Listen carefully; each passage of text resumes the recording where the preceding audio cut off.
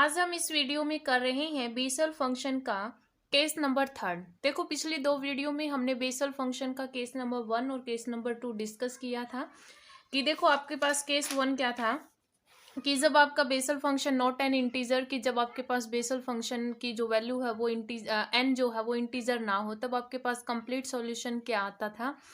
तो हमने ए नोट की वैल्यू फाइंड आउट ए नोट की वैल्यू हम मान के चले थे कि इस टाइप से है और जे एन एक्स और वाई एन एक्स की वैल्यू निकाली थी और आपके पास कंप्लीट सॉल्यूशन आया था y इज इक्वल्स टू में c1 जे एन एक्स प्लस में c2 जे माइनस एन एक्स और n की वैल्यू जब जीरो थी तब हमने ये सीरीज निकाली थी और इसको हमने एग्जाम्पल के थ्रू समझा था कि कैसे निकलती है ये। और इसमें भी हमारे पास जे नोट एक्स और वाई नोट एक्स की वैल्यू आई थी, कंप्लीट सॉल्यूशन आपका आया था। अब आपके पास यहाँ पर थर्ड केस आता है कि जब n की वैल्यू जो है वो इंटीजर हो, कि जब n की वैल्यू इंटीजर हो तो आपकी बेसल इक्वेशन क्या रहेगी। देखो if n is an integer in Bessel equation, की बेसल इक्वेशन में n अगर आपका इंटीजर है तो देखो if n is negative integer, क्योंकि इंटीजर आपके थर्ड टाइप के होते हैं कि negative integer, positive integer and zero integer.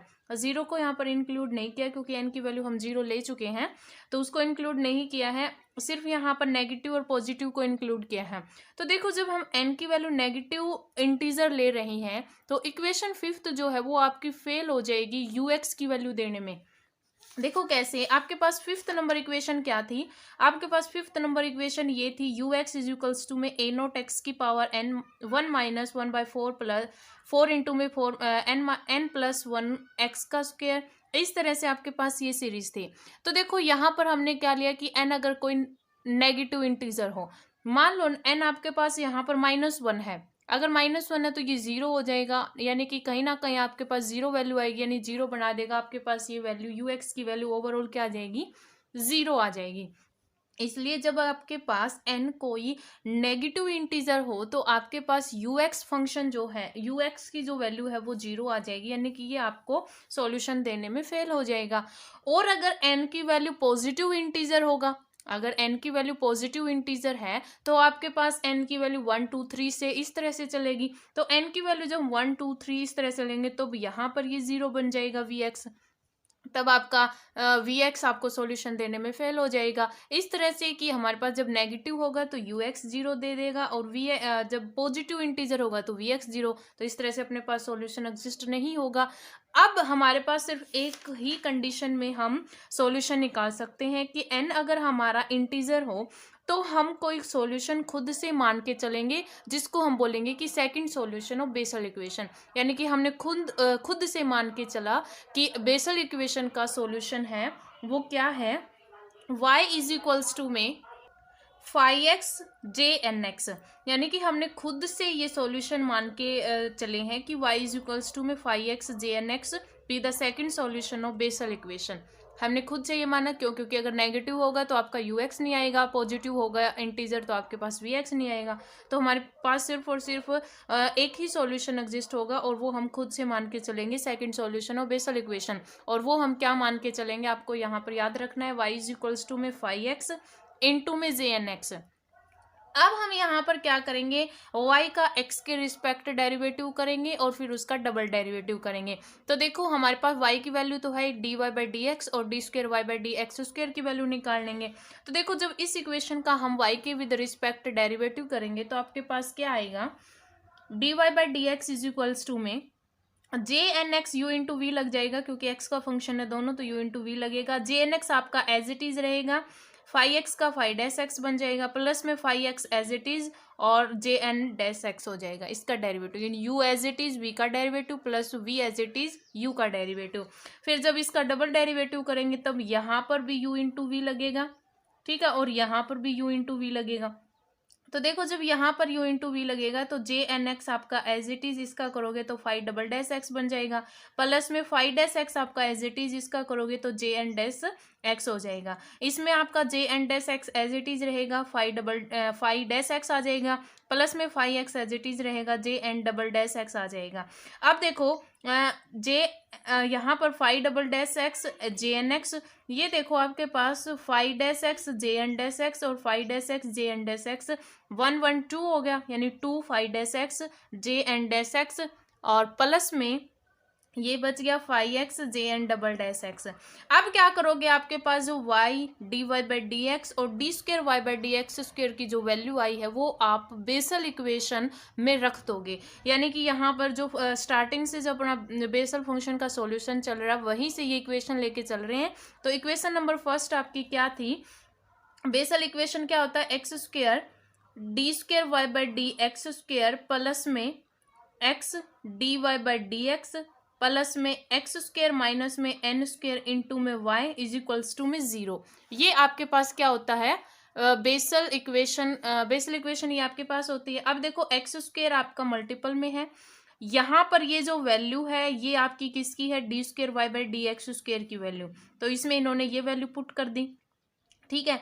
Plus में आपके पास x इंटू में चल रहा है और D Y by D X की वैल्यू पुट कर दी यहाँ पर, तो ये D Y by D X की वैल्यू यहाँ पर पुट होगी। प्लस में एक्स स्क्र माइनस में एन स्क्र इंटू में y, और y की वैल्यू आपके पास आप क्या लेके चले थे, 5x jnx, ठीक है। ये वैल्यू पुट कर दी, इक्वल्स टू में आपके पास क्या चल रहा है, 0। तो देखो अब आप क्या करोगे कि यहाँ पर अब सबसे एक्स स्क्र को मल्टीपल करवा दो, ठीक है। तो एक्स स्क्र से जब अंदर आप इसको एक्स स्क्र से मल्टीप्लाई कराओगे, यहाँ पर एक्स से मल्टीपल कराओगे और लास्ट में आपके पास सीधा ही रख लेना एक बार। तो देखो यहाँ पर लास्ट में देखो आपके पास जो है वो 5x आ रहा है, यहाँ पर 5x है और यहाँ पर 5x है। तो अब 5x कॉमन ले लो। तो जब आप 5x कॉमन लोगे यहाँ यहाँ और यहाँ से, तो देखो यहाँ पर आपका 5x जब आप कॉमन लोगे तो एक्स स्क्र आपका अंदर मल्टीपल होगा, तो X square J N double dash X आएगा, प्लस में यहाँ पर x इंटू में जे एन डैश एक्स आएगा और यहाँ पर एक्स स्क्र माइनस में N square J N X आएगा, और 5x आपका क्या है, कॉमन है, इक्वल्स टू में 0।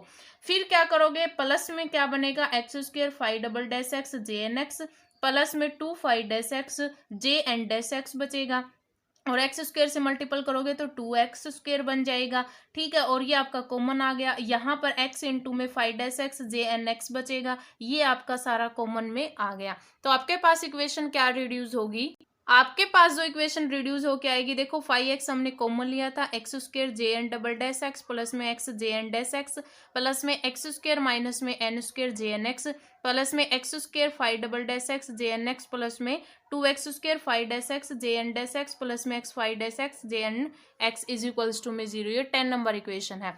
अब देखो as J N x is the solution of Bessel equation, हम पीछे करके आए थे कि जे एन एक्स क्या है, सॉल्यूशन है बेसल इक्वेशन का। तो अगर ये सॉल्यूशन है तो आपके पास x square J N double dash x plus में x J N dash x plus में x square minus n square J N x is equals to में 0। देखो ये जो शक्ल है वो किस में मिल रही है, बेसल इक्वेशन की, जो बेसल इक्वेशन आपकी उसी में मिल रही है। क्या होता था, x square d square Y by D x square plus में x d Y by D x और प्लस में एक्स स्क्र माइनस में एन स्क्र इंटू में वाई इज इक्वल्स टू 0। अब यहाँ पर d square Y by D x square यानी double derivative J N x का, फिर first derivative J N x का और फिर जे एन एक्स, तो यही फॉर्म इक्वल्स टू क्या आ जाएगा, अपने पास 0 आ जाएगा, क्योंकि बेसल इक्वेशन किसकी इक्वल होती है, 0 की इक्वल होती है। अब यहाँ पर क्या होगा, ये जो आपकी फर्स्ट टर्म है 5x इंटू में ये सारा 0 हो जाएगा, 0 की मल्टीपल 5x से करोगे तो ये सारा जो है आपका ये जो टर्म है ये सारी आपकी क्या हो जाएगी, 0 बन जाएगी। अब आपके पास क्या बचेगा, सिर्फ और सिर्फ ये टर्म बचेंगी, ठीक है। तो आपके पास ये बची, आप तो इक्वेशन 10 रिड्यूस हो गई, इस इक्वेशन में ये सेम एज इट इज लिख दिया, इक्वल्स टू में क्या चल रहा है, 0 चल रहा है। अब आप क्या करोगे, 5 डबल डैश एक्स को और जे एन एक्स को यहाँ पर आप सिर्फ और सिर्फ एक ही फंक्शन रखो, यानी यहाँ पर 5 डबल डैश एक्स का फंक्शन रखो और यहाँ पर जे एन डैश एक्स का फंक्शन रखो, ठीक है। इस तरह से आप सिर्फ एक ही फंक्शन रखोगे तो आप क्या करोगे कि आप जो एक्स्ट्रा है, जैसे कि आप क्या करोगे, इसको ये जो लास्ट में है यानी कि हम किससे डिवाइड कर रहे हैं, 5 dash x J N X, यानी कि यहाँ पर हम सिर्फ और सिर्फ x रख रहे हैं, तो आप क्या करोगे, डिवाइड करोगे किससे, एक्स स्क्र से, क्योंकि इसका कोफिशिएंट 1 करना है, और 5 dash x J N X से आप इस पूरी इक्वेशन को डिवाइड कर दोगे। जब हम इस तरह से डिवाइड क्यों कर रहे हैं, क्योंकि थोड़ा दिमाग में इस तरह से लेके चलना कि आगे हम इसको लॉग की फॉर्म बना सकते हैं, ठीक है। तो ऐसे भी देखो फाई का फंक्शन आ जाएगा यहाँ पर जे एन डैश एक्स का फंक्शन आ जाएगा, और यहाँ पर भी सिर्फ एक ही फंक्शन बचेगा कि फाई या जे की टर्म में एक्स नहीं आएगा, कल्ला एक्स आ जाएगा। ठीक है, तो इस तरह से इन्होंने इसको सॉल्यूशन किया। और एक्स स्क्वायर भी हम मल्टीपल एक्स स्क्वायर से क्यों करें, क्योंकि आपका ये कोफिशिएंट्स भी क्या है वो कैंसिल हो जाएगा। अब यहाँ पर डिवाइड कर दिया हमने किससे, X square phi dash x से जे एन एक्स से, तो आपके पास क्या रिड्यूस होगा, देखो एक्स स्क्वायर से x square cancel, phi double dash x as it is upon में फाई डैश एक्स आ जाएगा, और जे एन एक्स है ये कैंसिल आउट हो जाएगा। प्लस में यहाँ पर 2 एज इट इज आ जाएगा, एक्स स्क्वायर से डिवाइड के एक्स स्क्वायर से x square cancel out, phi dash x से phi dash x cancel out, और जे एन डैश एक्स के अपोन में क्या आ जाएगा, जे एन एक्स आ जाएगा। प्लस में अब देखो यहाँ पर एक्स अपोन में एक्स स्क्वायर करोगे तो 1/x बन जाएगा। ठीक है, एक पावर कैंसिल हो जाएगी नीचे, और फाई डैश एक्स से ये phi dash x cancel, J N X से ये जे एन एक्स कैंसिल, ये आपका 1 बन जाएगा, यानी कि सिर्फ क्या बचेगा 1/x इज इक्वल्स टू क्या चल रहा है 0। अब हम इसको डेरिवेटिव और लॉग की फॉर्म में कैसे लिख सकते हैं, कैसे देखो, d/dx इंटू में log of phi dash X लिख सकते हैं इस टर्म को। ठीक है, क्यों लिख सकते हैं, देखो आपके पास जब डेरिवेटिव हो d/dx इंटू में आपके पास मान लो log 2x है। ठीक, आप ऐसे समझो। तो देखो जब हम डेरिवेटिव करते हैं लॉग फंक्शन का, तो लॉग जो लॉग के इनटू में एक्स या जो भी यहाँ पर 2x है उसका डेरिवेटिव तो 1/x आएगा, यानी x की जगह क्या है 2x। और फिर इसके जो एंगल में जो मतलब एंगल मान लो कि एंगल में जो गिवन होता है वो क्या होगा, यहाँ पर इसका डेरिवेटिव होगा तो 2x का क्या बन जाएगा 2। ठीक है, तो d/dx ऑफ log x का क्या करोगे 1/x, और फिर x का होगा 1। इसी तरह से देखो जब हम इसका डेरिवेटिव करेंगे तो यहाँ पर हम क्या ले रखा है फाई डैश एक्स, जब इसका डेरिवेटिव करोगे तो 1/फाई डैश एक्स, और फाई डैश एक्स का क्या बन जाएगा इनटू में फाई डबल डैश एक्स। तो आपका यही तो बन रहा है phi double dash X upon में फाई डैश एक्स। तो हम इसको किस में लॉग की फॉर्म में लिख दिया, d/dx इंटू में log of phi dash x, plus में 2 इंटू में चल रहा है d/dx ऑफ log नीचे वाला jnx, और यहाँ पर log d/dx of log x is equals to में 0। अब हम इसका इंटीग्रेट कर देंगे, जब हम इसका इंटीग्रेट करेंगे तो डेरिवेटिव से इंटीग्रेट कैंसिल हो जाएगा, तो आपके पास क्या बचेगा log x phi dash x plus में 2 log jnx प्लस में log x इक्वल्स टू में कांस्टेंट आ जाएगा, उसको हमने नाम दे दिया log c। ठीक है, अब यहाँ पर सब में से देखो जब आपके पास इनटू में अगर log में हो, अगर इनटू में जैसे 2 के ये जो 2 है वो log के इनटू में है, तो जो यहाँ पर log के मतलब एंगल टाइप में जो गिवन होता है वो उसकी पावर बन जाता है।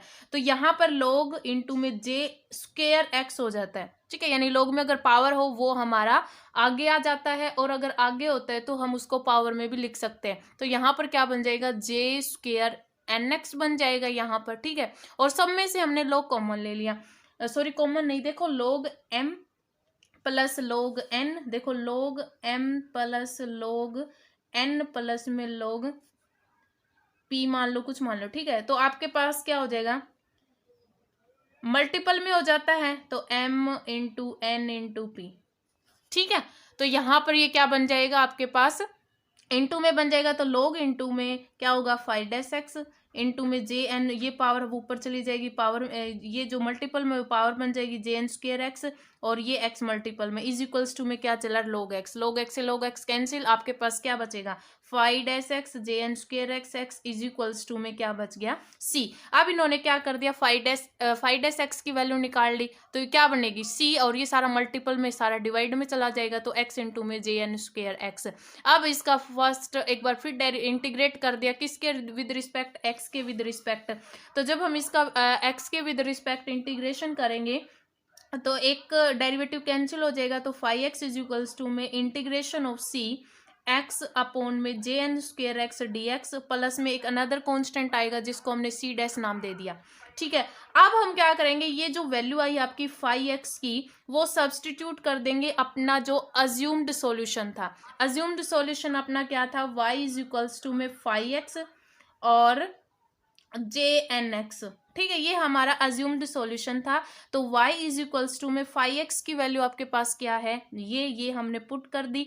ठीक है, एज इट इज रख दिया, और इनटू में जे एन एक्स। अब देखो यहाँ पर जब हम इसका देखो आप इसका मल्टीपल इसके साथ करोगे, इसका मल्टीपल इसके साथ करोगे, तो इसने यहाँ पर पहले ये लिख रखा है C dash J N x plus में जे एन एक्स का मल्टीपल इसके साथ करके लिख रखा है। ठीक है, तो इसने इस तरह से या दोनों के साथ मल्टीपल करके ये इक्वेशन बना दी।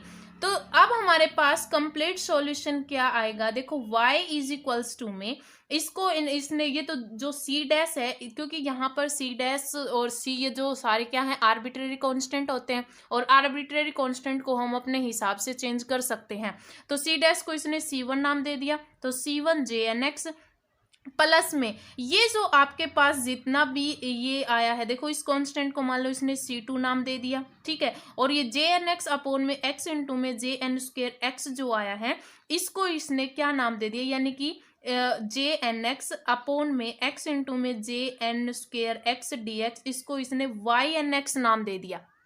ठीक है, इसने खुद से यहाँ पर क्या नाम दिया है, इसको YNX नाम दिया है। देखो सी डैश और सी ये आपके आर्बिट्रेरी कांस्टेंट रहेंगे, और यहाँ पर इसने इसको मानना है, लिख रखा है ये कांस्टेंट का काम नहीं करेगा क्योंकि एक्स का फंक्शन है। यहाँ पर सिर्फ आर्बिट्रेरी कांस्टेंट क्या है, सी डैश और सी। तो सी डैश को इसने C1 लिया है और सी को C2 लिया है, क्योंकि आपका सॉल्यूशन C1 C2 टाइप से ही आ रहा है, तो इसीलिए इन्होंने यहाँ पर ऐसे लिखा। तो ये C1 JNX as it is plus में C2 YNX, और YNX को इसने क्या माना है, JNX इंटू में DX अपॉन में x JN² x। ठीक है, इसको इसने क्या माना YNX, और वेयर करके इसने लिख भी रखा है। तो आपका क्या होगा, YNX is called Bessel function of second kind of order n। जो YNX है वो आपका क्या है, बेसल फंक्शन है सेकंड ऑर्डर का, सेकंड काइंड का ऑफ ऑर्डर n, और जो ऑर्डर क्या है n है, और it is known as Neumann function, और इसको हम न्यूमन फंक्शन भी बोलते हैं।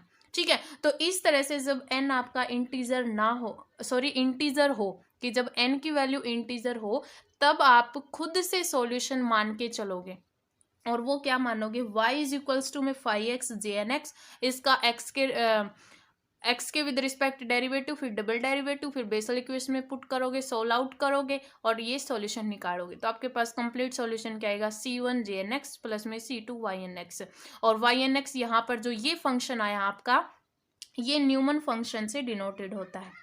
सॉरी न्यूमन फंक्शन हम इसको बोल सकते हैं। ठीक है, तो आगे क्या है आपके पास, ये आपके थ्री केस हैं वो हमने डिस्कस कर लिए जब आपका बेसल फंक्शन में आपके पास 3 केस थे।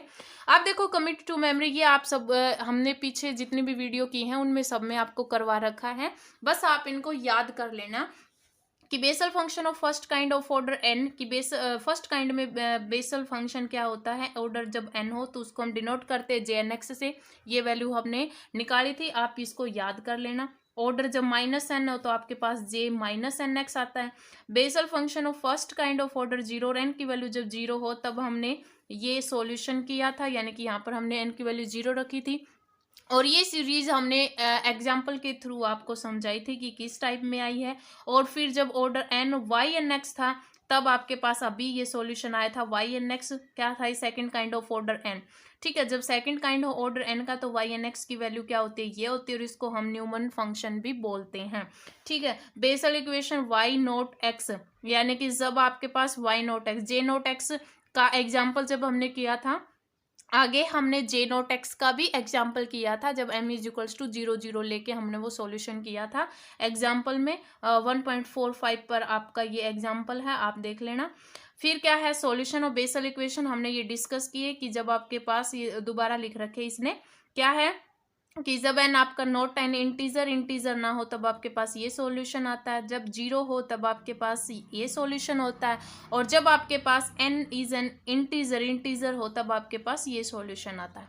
ठीक है, तो ये तीनों केस थे क्या आपके, जब बेसल इक्वेशन में ये 3 केसेस आते अराइज होते, n is not an integer, n is 0 और n इज एन इंटीजर। तो ये सारी जो समरी गिवन है आपको, ये आप याद कर लेना, अच्छे से लिख के प्रैक्टिस कर लेना, आपको अच्छे से याद हो जाएगा। ठीक है, तो आज इस वीडियो में इतना ही, धन्यवाद।